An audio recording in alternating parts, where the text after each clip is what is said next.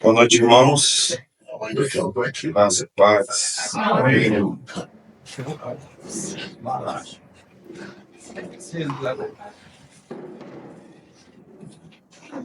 Irmãos, hoje nós vamos continuar nossos estudos em Levíticos. Vamos para o capítulo 6, versículo 8. Levítico 6, versículo 8.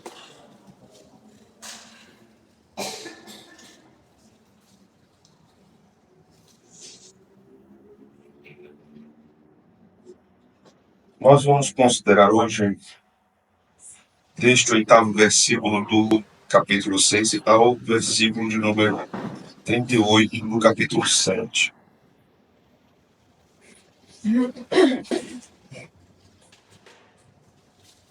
Mas nós vamos ler por partes, certo? Como o texto é muito grande, nós vamos ler por partes. Não há nada nesse texto que nós não temos visto antes. Grosso modo, há alguns detalhes que não estão nos capítulos anteriores. Mas o que Moisés faz do versículo 8 do capítulo 6 até o final do capítulo 7 está no capítulo 1 até o capítulo 5. O que ocorre é que agora Moisés está tratando a respeito dessas ofertas relacionadas à prática sacerdotal, dos sacerdotes lidando com essas ofertas. E nós vamos observar isso também aqui como algo muito importante que Moisés está dizendo para aquele período e para nós hoje. Antes mesmo de lermos, devemos considerar também, irmãos, que até aqui, onde nós estudamos, o sacerdócio ainda não tinha sido inaugurado. Isso vai acontecer no capítulo 8, com a unção de Arão.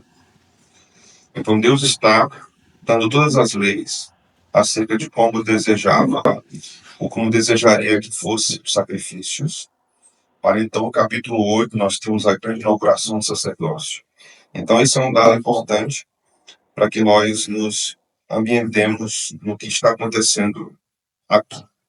Nós vamos ler então do verso 8 do capítulo 6 até o verso 13. E o verso 13 dessa porção é o nosso foco nessa primeira parte. O texto diz o seguinte: a minha versão é a NAA, talvez seja um pouco diferente da de vocês. O Senhor disse a Moisés: ordene a Arão e a seus filhos, dizendo: esta é a lei a respeito do holocausto. O holocausto ficará sobre as brasas do altar, toda a noite até pela manhã. E o fogo do altar nunca poderá ser apagado. O sacerdote vestirá a sua túnica de linho e os calções de linho sobre a pele nua, e levantará a cinza quando o fogo houver consumido o holocausto sobre o altar, e a colocará ao lado do altar. Depois, despirá as suas vestes, e porá outras roupas, e levará a cinza para fora do arraial, a um lugar puro. O fogo sempre ficará aceso sobre o altar, não deve ser apagado. O sacerdote acenderá lenha no altar cada manhã, e sobre ele porá enorme holocausto. Sobre ele queimará a gordura das ofertas pacíficas. O fogo queimará continuamente sobre o altar, não deve ser apagado. Amém. Vamos orar, irmãos. Ó Senhor, esta é a porção que lemos da tua palavra, devemos considerá-la, considerando o holocausto como oferta voluntária. Agora a revelação ao trabalho dos sacerdotes concernente a isso. A missão deles em preservar a adoração, preservar o culto, preservar com fidelidade aquilo que o Senhor tinha confiado a cada um deles. Pedimos que o Senhor nos ensine mais um pouco nesta porção, nesses 2 capítulos que iremos observá-la. Ó Senhor, muito obrigado por ter nos dado o livro de Levítico. Porque aqui temos tua sabedoria, são postos, nos ensinando de geração após geração sobre a santidade de Deus, sobre o desejo de Deus, como deve ser adorado, sobre como os ministros devem servir ao teu povo e como eles devem se portar diante do Senhor. É isso que nós te pedimos. Fala conosco, nos ensine, nos santifique por meio da tua palavra. Senhor, é o que te oramos, no nome de Cristo Jesus. Amém. Irmãos, aqui nós temos algumas coisas introdutórias a considerar em relação à cultura judaica, à cultura hebraica, nesse período, que são contrastantes ao mesmo período com religiões correlatas, ou religiões que estavam acontecendo, se desenvolvendo no mesmo período histórico. As religiões antigas, Antigo Oriente Próximo, tinham a prática de ter mandamentos secretos, misteriosos para os sacerdotes. Observante, isso não vai acontecer em relação à religião israelita. Tudo que o sacerdote deveria fazer foi ensinado para o povo todo, não apenas para os sacerdotes. A religião dos egípcios, por exemplo, existem documentos antigos sobre isso, que diziam que os sacerdotes egípcios não podiam dizer o que liam nos livros sagrados, nem a sua mulher, nem a seus filhos. Mas era um conhecimento secreto. Em relação a Israel, não era assim. Os sacerdotes aprendiam do Senhor e o povo também aprendia do Senhor como os sacerdotes deveriam se portar, deveriam se conduzir. O povo não deveria ser leigo com respeito ao procedimento dos sacerdotes, no exercício do seu ofício e na vida do próprio sacerdote. Por isso que anteriormente nós vimos que, inclusive, o sumo sacerdote deveria oferecer sacrifício pelo seu pecado de ignorância. Uma outra coisa que nós devemos considerar a título de introdução nesse estudo é que anteriormente nós observamos o envolvimento dos leigos no oferecimento de sacrifícios, a imposição de mãos, a execução do animal, os leigos estavam envolvidos com isso diretamente. Mas aqui nós temos uma mudança de foco para o trabalho dos sacerdotes também no desempenho desses sacrifícios. Deus quer nos mostrar aqui algo importante, que a liderança instituída por ele, tanto na antiga aliança como na nova aliança, ela deve ser honrada pelo povo de Deus. Ela deve ser vista com respeito, tanto isso entre os hebreus, como entre os cristãos. Nós vamos lidar com o ensino do Novo Testamento acerca do sacerdócio universal de todos os crentes. E então, com isso, admitimos que nosso serviço sacerdotal hoje é diferente em muitos aspectos ao que acontecia no Antigo Israel. Mas devemos considerar também que Deus não aboliu a liderança do seu povo. Porque Deus deu apóstolos, no Novo Testamento, deu profetas, deu evangelistas. Estes são dons ministeriais extraordinários, temporários. E Deus deu dons ordinários e permanentes, pastores mestres, para guiar a igreja no ensino. E também para o serviço sagrado ao seu povo, os diáconos. Dentro do trabalho sacerdotal em Israel, há uma correspondência tanto ao trabalho dos presbíteros como ao trabalho dos diáconos. Na verdade, quando nós falamos a respeito da teologia da liderança das Escrituras, vamos ver que tudo começa embrionariamente lá em Israel, como Deus está mostrando aqui no livro de Levítico. Então, aprendemos inicialmente que Deus tinha interesse que a liderança do povo fosse bem constituída e fossem pessoas piedosas e comprometidas. Uma vez que isso não ocorresse, Deus poderia destruir todo o povo. Se os líderes não tivessem uma vida santificada, Yahvé poderia visitar todo o povo com a sua ira santa. Isso é mostrado no texto de Levítico e mostrado em outros lugares das Escrituras, como Números, por exemplo. Né? Mas aqui, vamos lá. Observe que, a partir do verso de número 9, nós vamos ter uma ordem vinda do Senhor por meio de Moisés, Arão e a seus filhos, aqueles que seriam sacerdotes. Arão seria o chefe dos sacerdotes, chamado de sumo sacerdote. Então, no verso 9, ele diz: esta é a lei a respeito do holocausto. O holocausto ficará sobre as brasas do altar toda a noite até pela manhã. E o fogo do altar, o que é que diz aí na Bíblia de vocês? Hã? Se manterá aceso. Este fogo nunca poderia ser extinto. Ele tinha que ser mantido aceso sempre. Por isso o trabalho dos sacerdotes era contínuo, diário. Haveria de sempre ter atenção para que jamais aquele altar estivesse sem fogo. Por quê? Vamos para o capítulo 9 e vejamos o último versículo do capítulo 9 de Levítico.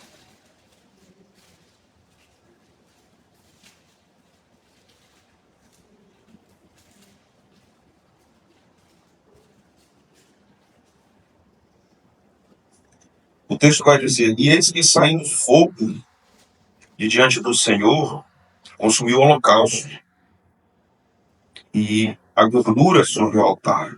Quando todo o povo viu isso, o que é que diz aí, irmãos? O povo gritou de alegria e se prostrou com o rosto em terra. O texto aqui está falando sobre a unção de Arão.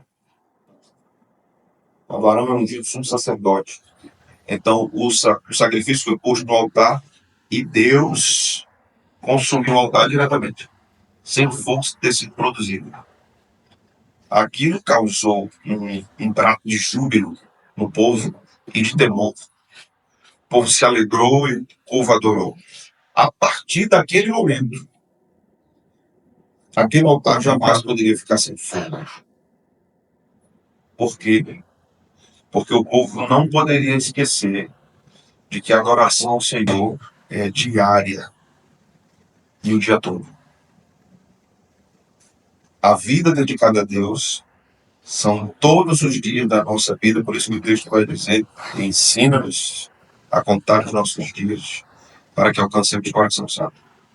Todos os dias a nossa vida está diante do Senhor.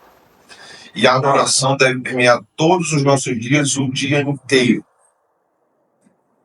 Isso vai se manifestar com renúncias, isso vai se manifestar com gratidão no coração, como as ofertas. Oferta de gratidão, oferta pelo pecado, oferta pela ignorância, oferta pela culpa. Então, a nossa vida é uma dedicação, ou deve ser uma dedicação constante ao Senhor. O fogo ali não poderia ser extinto. A adoração não poderia parar, porque os sacerdotes deveriam estar ligados, compenetrados, para que isso jamais acontecesse, senão despertaria a ira de Yahvé. Veja o que o texto vai dizer no versículo de número 10. O sacerdote vestirá a sua túnica de linho e os calções de linho sobre a pele nua, e levantará a cinza quando o fogo houver consumido o holocausto sobre o altar, e a colocará ao lado do altar. Essa era a roupa que Deus ordenou para que os sacerdotes usassem. Os estudiosos dizem que isso tem a ver com a transpiração, para que os sacerdotes não transpirassem tanto. Então a recomendação aqui foi ao linho, porque é tecido leve. Mas quando eles terminavam o trabalho, eles deveriam trocar de roupa e levar aquelas cinzas para um lugar separado. Todo esse processo deveria ser, de fato e atentamente, cumprido pelos sacerdotes. Eles deveriam fazer exatamente o que Deus estava dizendo acerca do sacrifício. Vamos lá, irmãos, para algumas aplicações aqui. A primeira delas, meus irmãos, é que é dever daqueles que são chamados pelo Senhor para liderar o seu povo, agradar a Deus, em primeiro lugar, não o povo. Em primeiro lugar, a Deus, e não ao povo. Em segundo lugar, nós aprendemos aqui que os sacerdotes deveriam obedecer à risca o que Deus estava dizendo. Eles não deveriam tentar melhorar a coisa. Não deveriam tentar melhorar. Vamos ver que cada pessoa com uma mente, né? Vamos tentar adaptar aqui para todo mundo gostar. Quando eu disse o cara assim. E tem que ser daquele jeito. Como deve ser. Da mesma forma, o culto cristão é baseado no que Deus ordenou. E deve se processar a partir do que Deus ordenou. Mas aprendemos também que o culto não é apenas um momento. O culto é uma vida. Assim como um culto público precisa ter elementos respeitados, o que o Senhor deu, a vida de adoração, de santificação do povo de Deus, também deve obedecer àquilo que Deus disse. Não adianta apenas nós estarmos compromissados com um culto biblicamente orientado, mas estarmos também compromissados com uma vida desregrada, de acordo com as Escrituras. Uma vida que vai contra as Escrituras, que desonra as Escrituras. Que culto é esse que nós estamos prestando a Deus? Se nós só achamos que fidelidade a Deus na adoração é o que acontece ali no culto público, quando o povo está reunido. Não, o fogo arderá continuamente no altar e não se apagará, ou não deve ser extinto. A adoração é contínua, manhã e noite. Manhã e noite. Assim como o Senhor, lá no capítulo 9, consome o holocausto, vocês se lembram do que Deus fez com os animais que Abraão partiu? Que Deus também veio e consumiu. Aquele era um sinal de que Deus estava agradando-se do culto que estava sendo prestado a ele. Por isso, irmãos, estejamos atentos. Estejamos atentos. Graças a Deus, e não digo isso gloriando-me jamais, mas graças a Deus, o nosso culto é bíblico.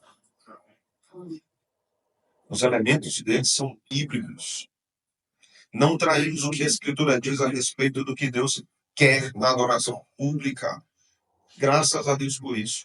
Mas, e você? Na sua vida, como é que você está? A oferta é contínua. O fogo é indestinguível no seu coração. Você vive em adoração contínua ao Senhor. Buscando o Senhor, adorando o Senhor. O culto do dia do Senhor é a coroa do que vem acontecendo durante a semana. Ou é apenas um encontro ritualístico para você? Não caiamos na malha do tradicionalismo. Não caiamos na malha do tradicionalismo. Se não tivermos cuidado, podemos ser hiperzelosos com a forma que nós adoramos publicamente e liberais com a forma que nós vivemos. Desregradas com a forma que nós vivemos. Tenhamos cuidado com isso. Isso é muito perigoso para o povo de Deus. Nós aprendemos também aqui que Deus é quem providencia o sacrifício. Porque o animal oferecido sem defeito para o holocausto, ele foi criado pelo próprio Deus. Ele mesmo criou o animal. Mas o povo deveria levar o animal. Aprendemos que a adoração só é possível porque Deus nos chama para ela. Porque Deus deu seu filho, Deus providenciou o cordeiro para o holocausto. Mas assim como lá no antigo Israel, o povo tinha que ir ao culto, oferecer o sacrifício, o Senhor procura verdadeiros adoradores que o adorem em espírito e em verdade. O Senhor quer que nós nos disponhamos, nos aproximemos dele com um coração contrito e grato para adorar. Foi Deus que enviou seu filho para morrer na cruz. Foi Deus que levou o cordeiro para o altar do holocausto. Foi Deus que acendeu o fogo e consumiu o cordeiro de Deus. Foi Deus que fez isso. Observe aqui, à luz do Evangelho, de modo maior, como Deus é o supremo sacerdote. Porque ele faz o trabalho do sacerdote na história da redenção. Ele oferece seu filho, mata o cordeiro. O sangue, então, serve para propiciar os pecados dos pecadores. Então, aqueles que foram alvos dessa redenção são aceitos por Deus. E foi Deus mesmo que fez isso, não foram os homens. Por isso que a Bíblia vai dizer que Jesus é sumo sacerdote. Aprendemos, irmãos, que Deus faz tudo para a nossa salvação. Deus faz tudo. Nós não podemos fazer nada pela salvação. Mas Deus requer de nós serviço depois da salvação. Deus requer de nós compromisso com a adoração depois da salvação.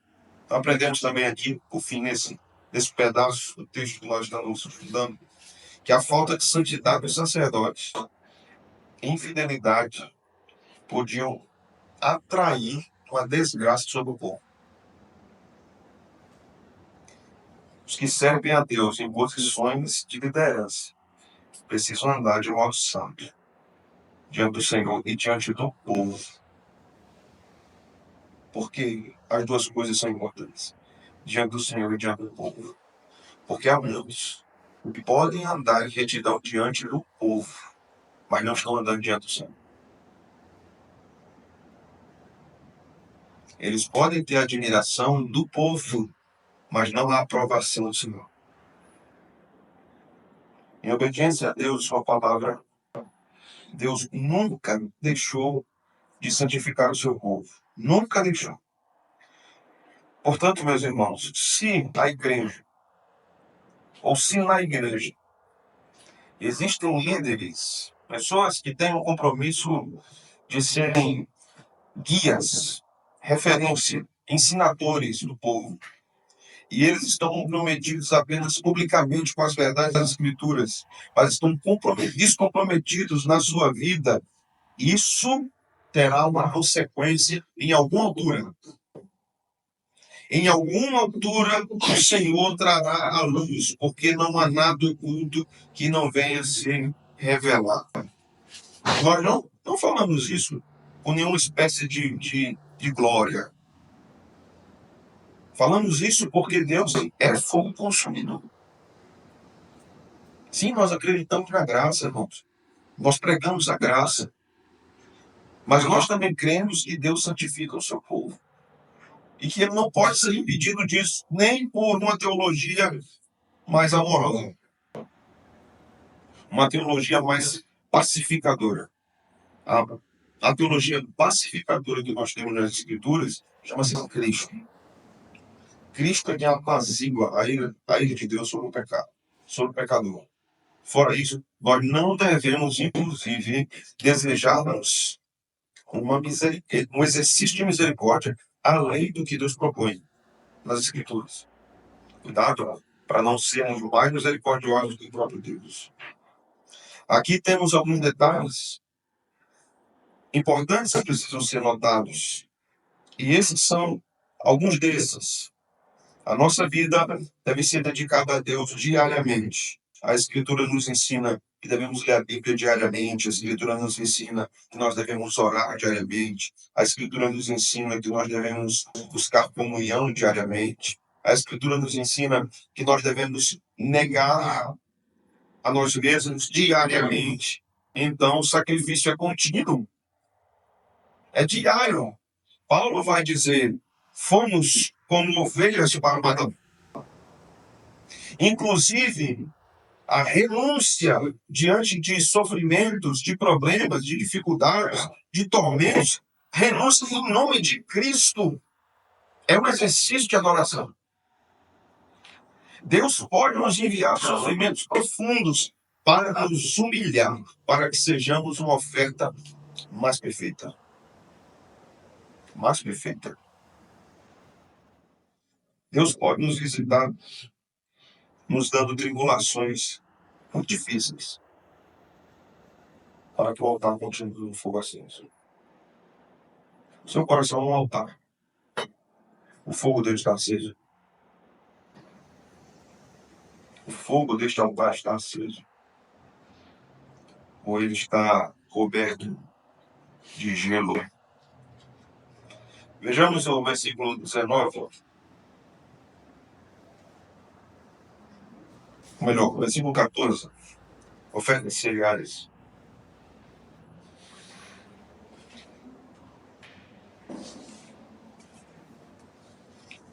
Aqui é apenas uma repetição daquilo que nós vimos anteriormente, sobre a oferta de manjares, mas alguns detalhes aqui interessantes também. Veja o verso 15. Um dos sacerdotes, essa porção começa no verso 14, né, vai até o verso 18, mas veja o verso 15. Um dos sacerdotes pegará um punhado da melhor farinha da oferta de cereais, com seu azeite, e todo o incenso que está sobre a oferta de cereais, e o queimará sobre o altar como porção memorial de aroma agradável ao Senhor. O restante da oferta, Arão e seus filhos comerão. Deve ser comido sem fermento, em lugar de sangue, no pátio da tenda do encontro. Comerão. Isso não poderá ser preparado com fermento. É a porção das minhas ofertas queimadas, que dele ao sacerdote, coisa santíssima é, como a oferta pelo pecado e a oferta pela culpa. Todos os homens que são descendentes de Arão podem comer da oferta de cereais. Estatuto perpétuo será para as gerações de vocês. Dentre as ofertas queimadas do Senhor, tudo que tocar nelas será santo. Aqui nós devemos observar a porção para os sacerdotes. A porção da oferta de cereais. Alguns estudiosos vão dizer que versículo 8, quando diz que todo varão, descendente de Arão, deve comer dessa oferta, isso inclui os familiares, os filhos e a esposa. Aqui o texto está nos mostrando, eu vou usar esse eufemismo, a preocupação de Deus com o sustento dos sacerdotes. Deus não queria que os ministros do altar passassem fome. Isso era muito sério da lei. Da mesma forma que Deus providenciava para o povo touro, animais menores, gado miúdo, cereais, Deus providenciava para o sacerdote. O sacerdote não comia algo diferente do que o povo comia. O que o povo comia, o sacerdote comia. A porção dele era o Senhor. O povo tinha prosperidade prometida pelo Senhor, na medida que o Senhor queria dar. E quando isso acontecia, o povo deveria entender que o cuidado dos ministros do altar fazia parte da religião de Israel. Deus estava sustentando os ministros do altar através da prosperidade dada ao povo. Não era o povo que estava sustentando os ministros do altar, era Deus. O povo estava agindo apenas com obediência a Deus. Quem sustenta pastor não é a igreja de Deus. Quem sustenta pastor é Deus. Mas a infidelidade, tanto de Israel como de igreja, pode desembocar também vários problemas.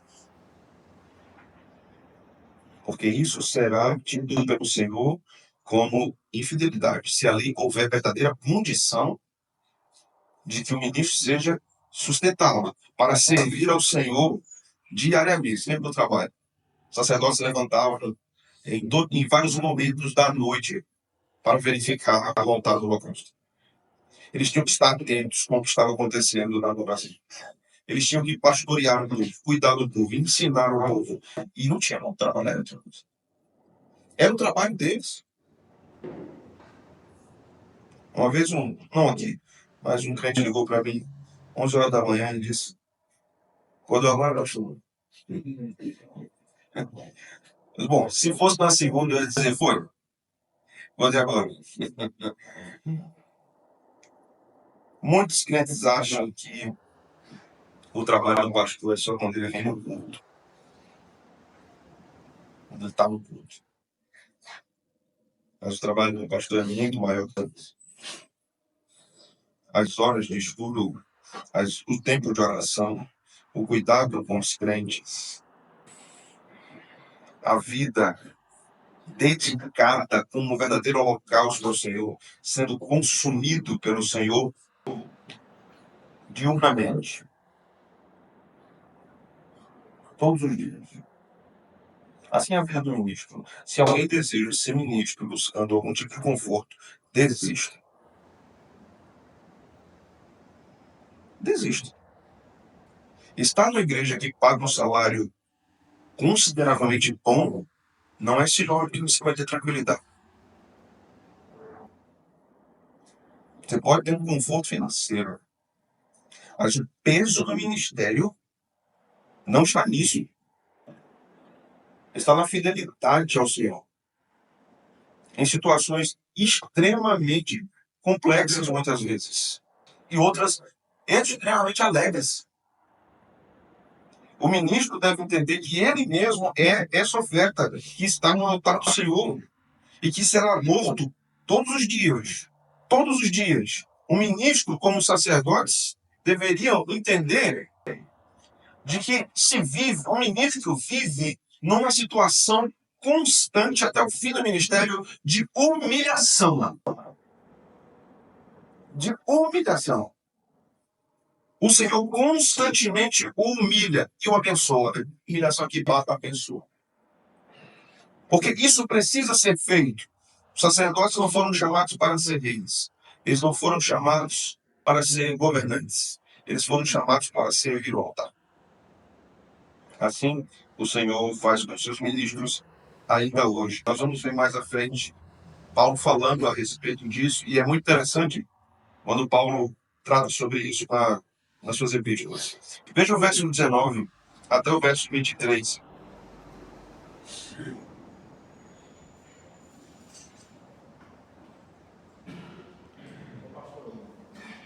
Além dessa oferta elevada para os sacerdotes, né, eles tinham que dar a 10ª parte do que produziram. Junto a isso. Sim. As várias ofertas que eles tinham, né? Tinham vários propósitos diferentes. E o dízimo tinha um direcionamento também. Nós vamos chegar numa altura que vamos tratar sobre a questão do dízimo. Há muitos reformados, com uma linha de pensamento reformado, que afirma que o dízimo está no contexto da lei cerimonial, portanto, em Cristo, essa lei cessa. Não há necessidade de cumprimento dessa lei cerimonial que é o dízimo, a 10ª parte. Mas eles também afirmam que se na lei o Senhor recomendou, exigiu 10%, quando nós chegamos na nova aliança, o princípio é de generosidade. Então, a medida é dobrada, recalcada, sacudida, transbordante, como Jesus ensinou. Então, a contribuição está presente tanto na antiga aliança como na nova aliança. Crente que vence isso não é bíblico, é porque não é bíblico. Crente que diz que não é bíblico contribuir, é porque não é bíblico. E cane. Mas o que é que nós observamos a respeito do dízimo? De modo mais geral, nos livros de Moisés, havia sim um aspecto cerimonial, nós precisamos afirmar isso. Não podemos negar. Mas havia um aspecto moral no dízimo. Porque o dízimo era dado para que os pobres fossem sustentados. Então havia um aspecto moral. Eu ainda estou para ver um crente que defende a cessação do dízimo que seja mais generoso que um dizimista. Ainda estou para ver um crente dizer assim, eu não acredito nesse negócio de dízimo não, negócio de 10% não, eu dou é 25%. Ainda não fiz, você já viu alguém? Eu dou 25%, negócio de 10%, isso é negócio da lei. Eu estou na graça. Agora 25%, 50% do que eu ganho dá para você. Muitas vezes, a alegação contra o dízimo está mais relacionada ao pecado de avareza. E muitas vezes, inclusive, é proferido com muita falta de temor, de cuidado, de colocar isso. Porque é admissível, teologicamente, o pensamento de que não, entendo que isso é cerimonial e isso não se enquadra na nova aliança. Isso é isso, contanto que se diga que, na nova aliança, o coração do crente, alcançado pela graça, é muito mais generoso do que na antiga aliança. Então, se eles complementam, não tem problema nenhum com isso. Não tem problema nenhum. Mas há questões, ao meu ver, morais relacionadas ao dízimo também. Por isso que eu acredito na permanência. Acredito que isso não deve ser um cavalo de batalha nas igrejas, mas eu acredito na permanência. Existem igrejas também, por exemplo, que acreditam, igrejas reformadas, que acreditam que o ofertório não é um elemento de culto. Então, já preguei em várias igrejas assim, existem igrejas congregacionais assim, que não tem ofertório no culto. Isso não quer dizer que o povo não oferta. Também é uma posição discutível. Mas, por exemplo, essas igrejas que conheci, que não tinham ofertório como elemento de culto, eram igrejas extremamente generosas. Extremamente generosas. Para o pastor não precisava estar dizendo assim, irmãos, olha, dia 5, viu, irmãos? Tem a CELC para pagar, não sei o que, não, nem o EDG. Para pagar, ó, irmãos. Só veja aí, irmãos. Da igreja generosa. Então, o que preocupa muitas vezes é um tipo de posicionamento que se adequa a um pecado. Aí é difícil. Vamos para o verso 20, 19 e 20. O Senhor disse a Moisés: esta é a oferta de Arão e de seus filhos, que oferecerão ao Senhor no dia em que ele for ungido. 2 litros da melhor farinha pela oferta contínua de cereais. Veja, eles, os sacerdotes, deveriam dedicar isso. Metade dela será oferecida pela manhã e a outra metade à tarde. Será feita numa assadeira com azeite. Traga bem amassado, em pedaços cozidos. Você trará a oferta de cereais de aroma agradável ao Senhor. Também o sacerdote, que entre os filhos de Arão for ungido em seu lugar, fará o mesmo. Por estatuto perpétuo, será de todo queimado ao Senhor. Assim, toda oferta de cereais trazida por um sacerdote será totalmente queimada. Ou seja, o sacerdote não poderá comer. Então, o sacerdote tem compromisso primário com os mandamentos do Senhor na adoração. A melhor farinha para o Senhor, e ele não participa disso comendo, ele dedica isso. O sacerdote não apenas come do altar, ele dedica sua vida, seus haveres no altar do Senhor. Como isso é contrastante, irmãos, com o nosso tempo em que é marcado por líderes religiosos que são verdadeiros charlatões, que vendem caroço de feijão e o povo compra. Se eu vendesse caroço de feijão, você não compra. Ainda bem que eu não tenho esse dom, né? Esse dom aí eu não tenho. Vende tijolo, só se fosse falta, né? Feijãozinho de corda também. Feijãozinho de corda não. Há muitos que se valem do sistema religioso para fazer isso, mas os inocentes aí não são os que pagam. Quem paga isso é porque é também profundamente ambicioso. Porque quer alguma coisa. Não quer evangélico, não. Patrícia. Você conhece a impressão assim, não é pena, mas eu ficava imaginando assim, 10 pessoas, ela tá ali, aí da vizinha, até começar nas interior, de quem tinha me setado na igreja 3 vezes, 10 vezes. Eu também tinha essa visão, coitadinha. Eu também tinha. Né? Acho que já contei essa história aqui a vocês, mas vocês vão ter que passar 40 anos me ouvindo falando as mesmas histórias. Assim. Na minha infância, meu pai ficou desempregado e ele foi uma igreja dessa. Desesperado. Ele só tinha 2 espacial, aqueles passos, sabe? 4 transformes. E o pastor começou a fazer a escalada da contribuição. Quem tem 1.000, quem tem 800, quem tem 500, quem tem... Foi descendo. E o pessoal ia vindo. Mas você que não tem nada, só tem vale transporte, tem a fé dele, vale. Foi pra mim, pra aquele pessoa. Meu pai chegou em casa contando essa história, né? Eu disse, eu sou Deus. Ele disse, isso é doido, né? Esse homem quer que eu roubar, velho. E eu vou voltar velho? De longe. Isso é conversa. Deixa a galera pra lá. Mas muitos desses seduzem, de fato, essas pessoas, né? Eles, é, eles dão, como a Patrícia falou, querendo 3 vezes mais. Tem campanha para isso, né? Tem campanha para isso. Tá bem que a gente foi salvo. Tá bem. Vamos pro verso 24.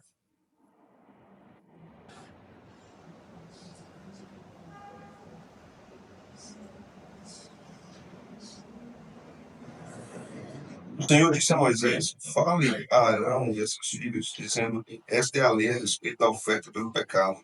O animal que é oferta pelo pecado será morto, no lugar onde são mortos os animais oferecidos em holocausto, diante do Senhor. Coisa santíssima é.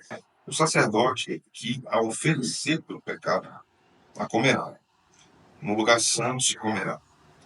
No pátio da tenda do eleito. Tudo o que tocar a carne da oferta será santo. Se alguém aspergir esse sangue sobre a sua roupa, você terá de lavar aquilo sobre o que o sangue caiu no lugar santo. E o vaso de barro em que a carne for cozida será quebrado. Porém, se for cozida num vaso de bronze, o vaso deverá ser esfregado e lavado com água. Somente os homens da linhagem sacerdotal poderão comer dessa carne, coisa santíssima é.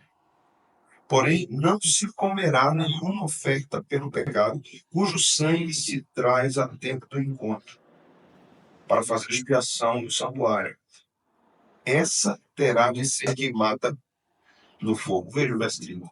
Porém, não se comerá nenhuma oferta pelo pecado, cujo sangue se traz a tempo do encontro, para fazer expiação do santuário. Essa terá de ser queimada no fogo. Aqui temos orientações sobre onde os sacerdotes deveriam comer a oferta pelo pecado. Isso deve ocorrer no lugar santo, que não é o santo dos santos, no pátio da tenda da congregação. Se a veste for salpicada de sangue, ela deve ser lavada. Aqui nós temos já, mais uma vez, a ênfase na importância do sangue, porque o sangue era símbolo ou sinônimo da vida do animal. Isso aqui é importante para entendermos assim do sacrifício de Cristo. Isso aqui é importante para entendermos a respeito da proibição do Senhor em que os judeus comem sangue. Mas eu quero ler com vocês 1 Coríntios 9, 13, 14. Vemos como Paulo trata disso na sua epístola.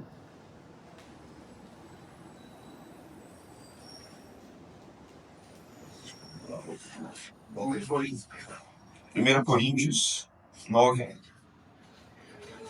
verso 13 e 14.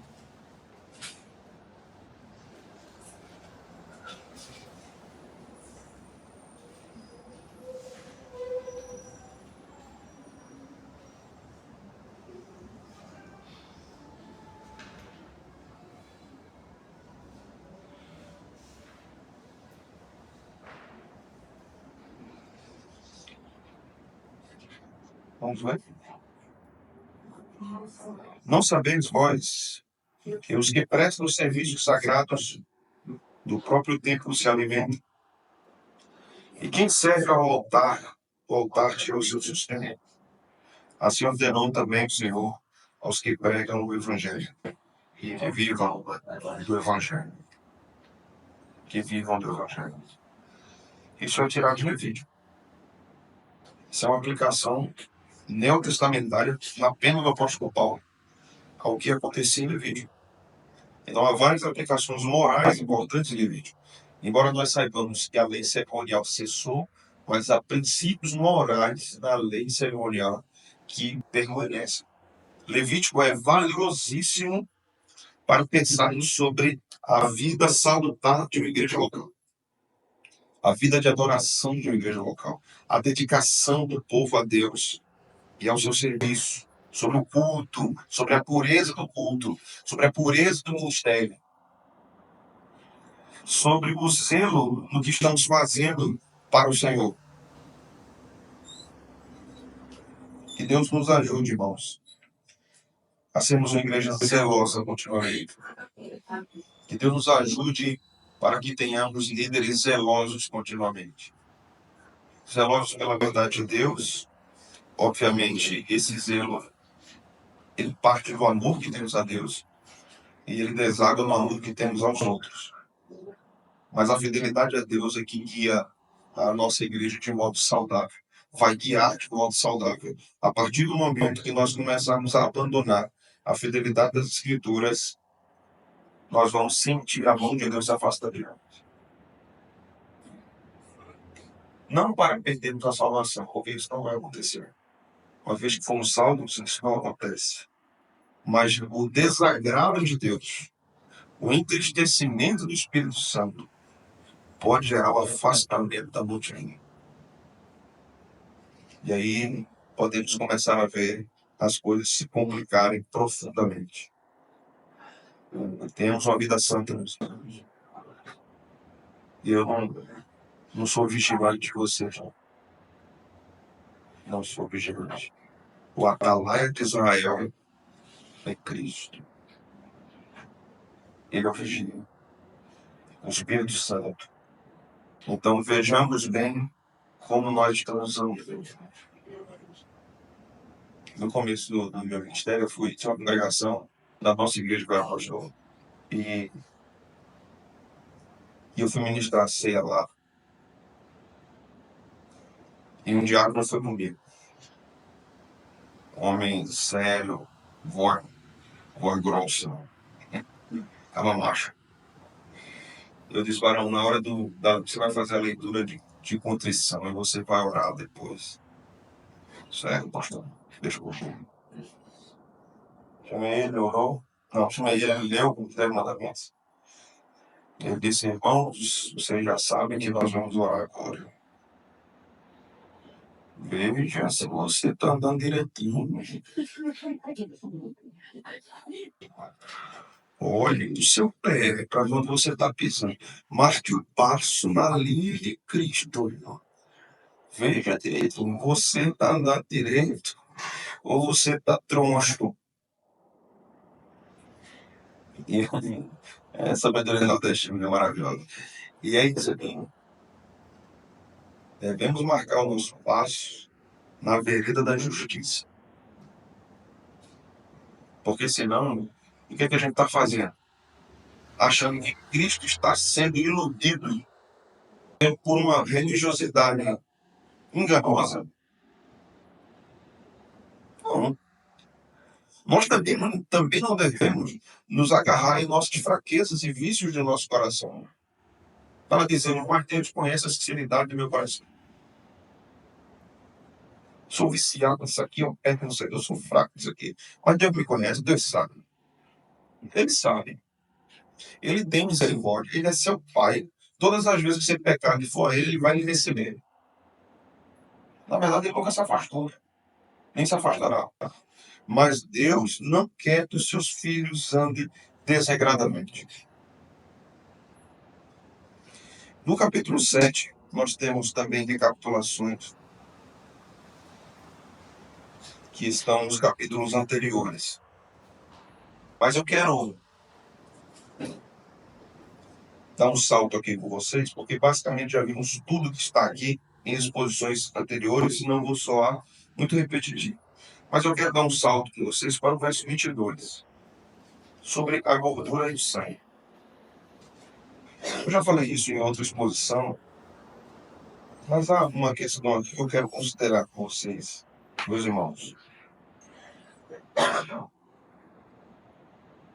Verso 22. O Senhor disse a Moisés, fale aos filhos de Israel, dizendo, não comam gordura de boi, nem de carneiro, nem de cabra. A gordura do animal que morre por si mesmo e do animal que é dilacerado por feras pode servir para qualquer outro uso, mas de maneira nenhuma poderá ser comida. Ou seja, o animal morreu de morte morrida, como diz o nordestino, né?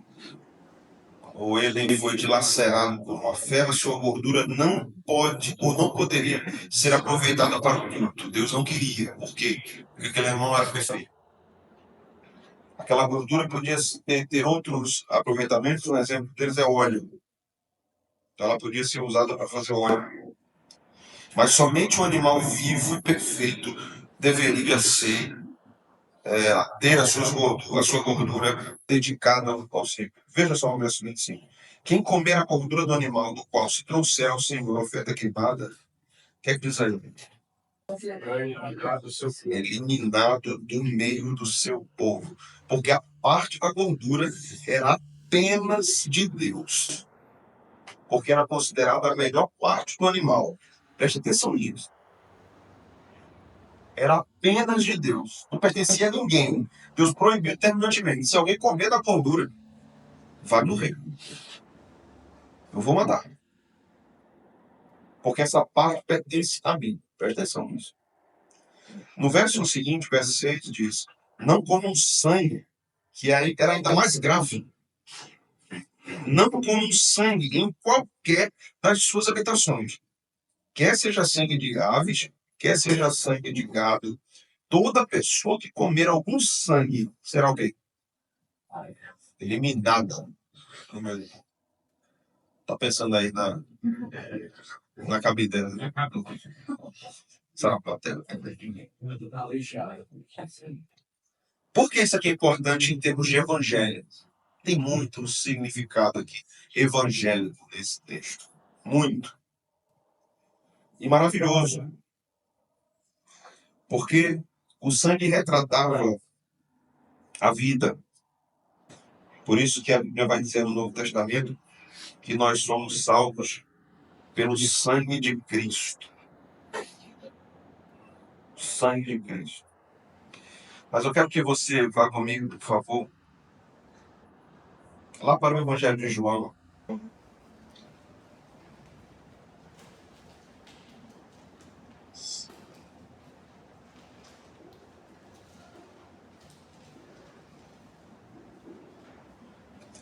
Capítulo 6, verso 53.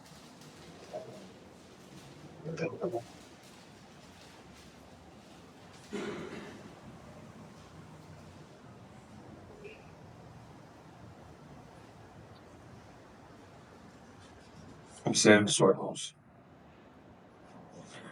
Jesus respondeu: em verdade, lhes digo. O que é que diz aí agora? Não veis a filho do homem, e não bebeis o seu sangue, não conhecia em vós mesmos. Interessante, né? Você está conseguindo fazer a conexão da tua? Ou não? Lá no Antigo Testamento, Deus dizia: a melhor parte do sacrifício é meu. E o sangue também é meu. A gordura é minha. E o sangue é meu. Ninguém come. No Novo Testamento, Deus diz: o meu sangue está dando vocês. E a minha carne está dando vocês. O melhor que eu tenho, eu mesmo, é dado a vocês. Maravilhoso, né? Veja como Jesus continua dizendo isso no verso 54.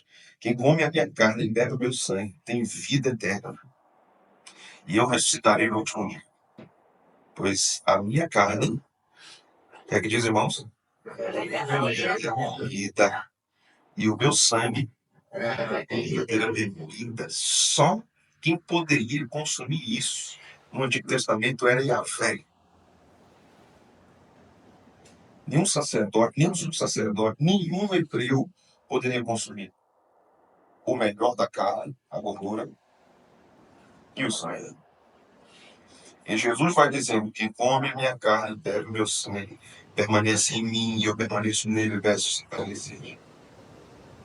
Quem não come a minha carne nem bebe meu sangue não tem parte comigo. Em primeiro lugar, o texto não está falando da ceia, em primeiro lugar. Ele está falando da nossa união espiritual com Cristo. Esse comer e beber tem a ver com essa participação espiritual em Cristo.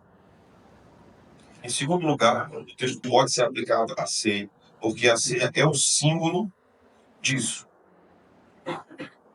de comer o pão e de beber o cálice. Todas as vezes que você estender uma hora para os elementos, se lembre que Deus lhe deu Ele mesmo, a Ele mesmo. Que Deus nos alimenta dele mesmo. Que o que estava lá em Levítico era uma sombra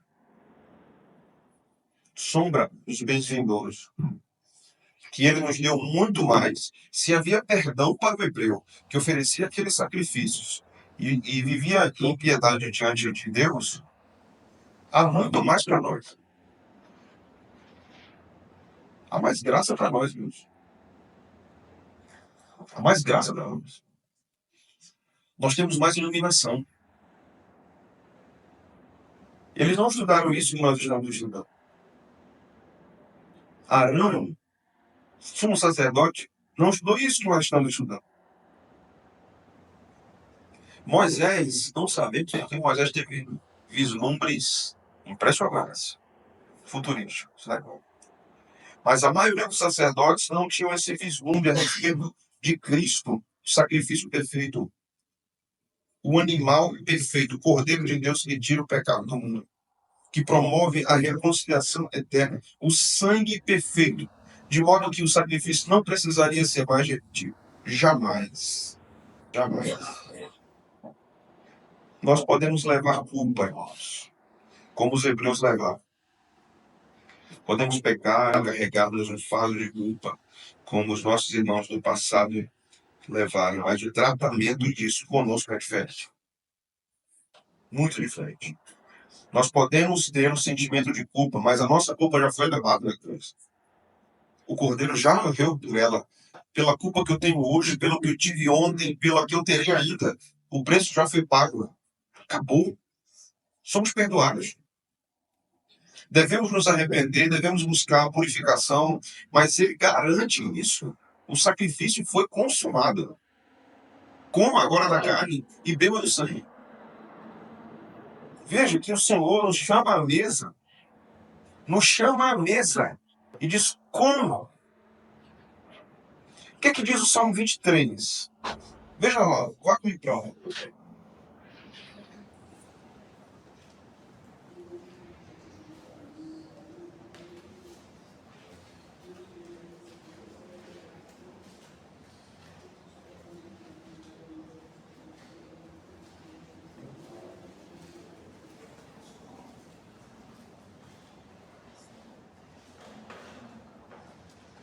O pastor é o tema deste salmo. O versículo 5 diz: preparas-me uma mesa na presença dos meus adversários. Unges a minha cabeça com óleo, o meu cálice se transborda. Certamente a bondade e a misericórdia seguirão todos os dias da minha vida, e habitarei na casa do Senhor para todos sempre. Quando nós observamos esse ensino da Escritura sobre a bondade, você se lembra que Deus disse a Moisés: a minha bondade passará por você. Você se lembra disso? Minha bondade passará por você. Os teólogos queimam os neurônios. O que é bondade além? Uns diziam um vislumbre da nova terra, da terra prometida. Outros diziam é a visão da criação. Paulo diz que a bondade de Deus, Tito 3, 4, é Cristo, nosso Salvador. Cristo é a perfeita manifestação da bondade de Deus. Bondade seguirá você todos os dias da sua vida. Cristo está conosco até a consumação do século. E depois também. Até lá e depois também. E ele nos chama para a mesa, irmãos. Nos chama para cear com ele. E diz: comam e comer mais dessa carne e beber mais desse sangue não é glutonaria e não é bebedice. É bênção. É bênção. Coma mais de Cristo. Beba mais de Cristo. Porque foi dado a você sem medida. O texto bíblico diz que quando Jesus multiplicou os pães e peixes, sobejou. O povo comeu até se fartar. Isso é o que Deus nos dá espiritualmente, irmãos. Temos uma fartura diante de nós. Temos uma mesa farta. O próprio pão da vida diante de nós. Porque nós procuramos pecar. Por que nós procuramos saciar as nossas almas em cisternas prontas? Por que nós não procuramos a fonte de água viva? Não é mais uma oferta. Ele já nos tem.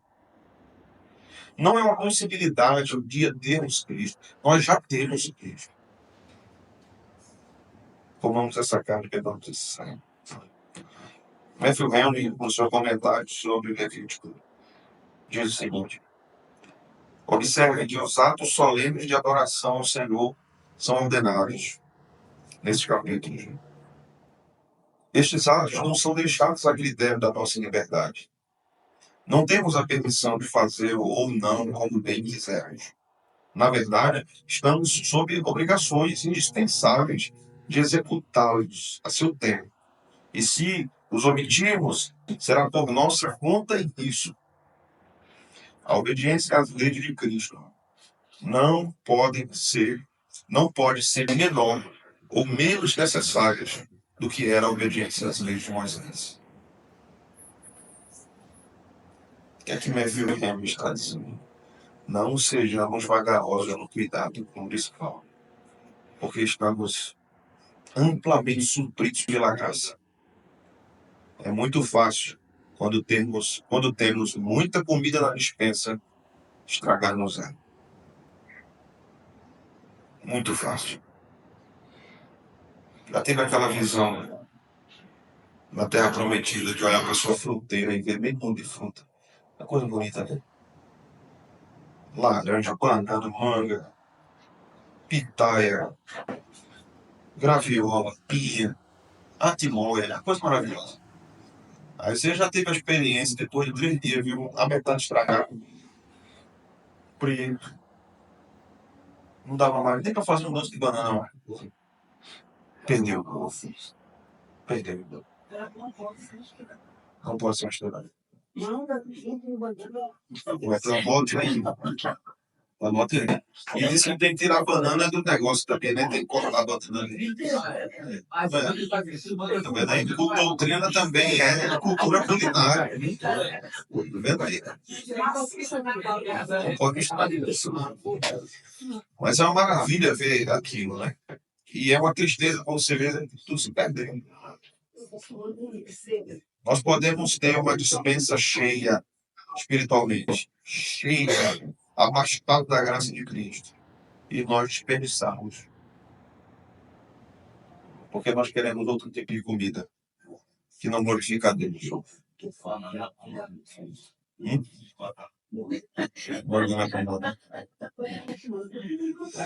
Tá boa pergunta, irmãos?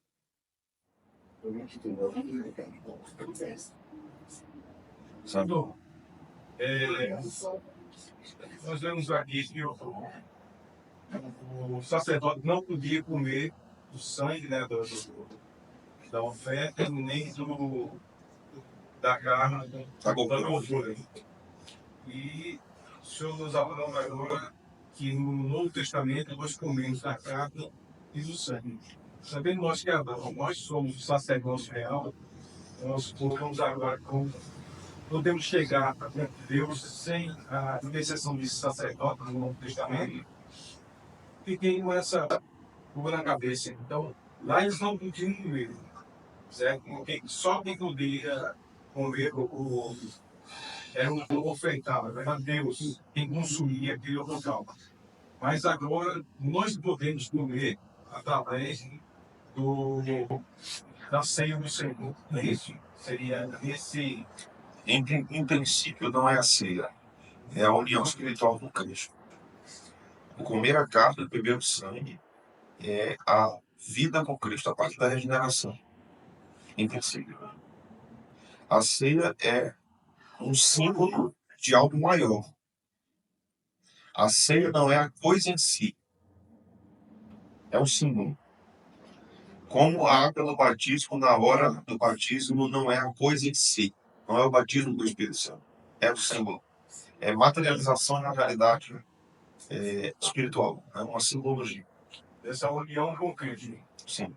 E quando a gente vê aqui, quando Jesus come no Consolador, ele diz que o Espírito é verdade que o mundo não pode receber, porque não o vê nem o conhece. Vós o conheceis porque ele habita convosco e estará em vós. Então, o Espírito agora que habita em nós, através dessa união com Cristo, e Paulo vai dizer que nós devemos ser cheios do Espírito Santo, ser cheios de Deus. Exato. Então, isso nos faz como apto agora receber essa oferta.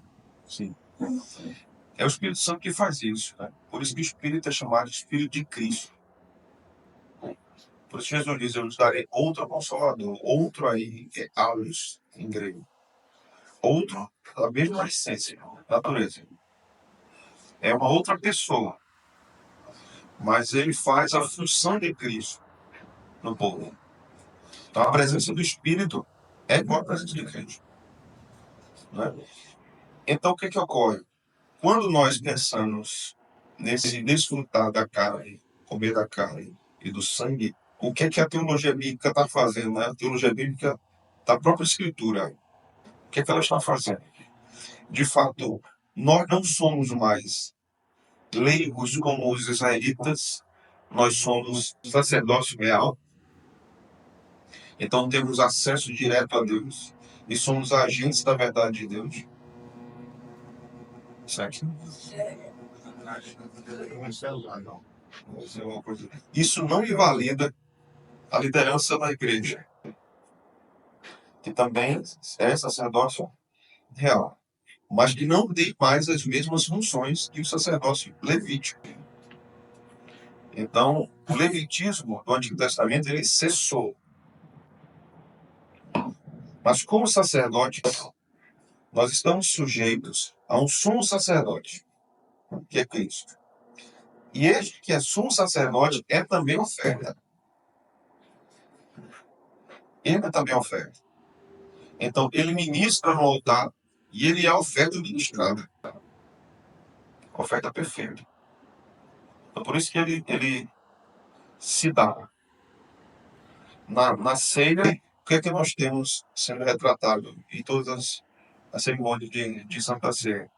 Nós temos Cristo alimentando a igreja através desse meio de graça. A igreja já tem Cristo, mas a ceia é esse fortalecimento contínuo da igreja, assim como a pregação é. Assim como o batismo também, mesmo não sendo ministrado repetidas vezes a nós, mas todas as vezes que há a ministração do sacramento, nós somos alcançados pelo meio de graça, pela luz. Né? Então, a maioria das igrejas, inclusive a maioria dos reformados, eu vou dizer assim também, dentro dos teólogos reformados, aprendeu a pensar apenas sistematicamente, não biblicamente, em termos de progresso da revelação. E como a revelação vai progredindo e mostrando mais profundamente os aspectos finais da fé. Então, o que nós estamos fazendo aqui é teologia bíblica. Eu estou mostrando Levítico e a realidade evangélica a partir de Levítico. Né? Mas isso não é comum,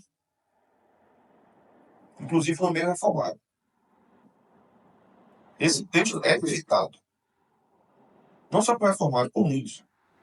Eu não me lembro de ter ouvido nunca uma pregação sem em Levítico. Eu acho que talvez uma do fogo arderá continuamente no altar e não se apagará, que era uma defesa do dom de línguas. Que a lei só fala nada disso. Né? Então, você escuta, né? Pessoas dizendo isso. Então, tem que dar glória, porque o fogo tem que arder continuamente no altar e não se apagará. Não tem nada a ver com isso. Diga, Eu posso dizer que comer a carne de Cristo é estar se alimentando na palavra. E beber do sangue de Cristo é justamente viver essa vida de santificação através da confissão e a purificação através do seu sangue. Sim.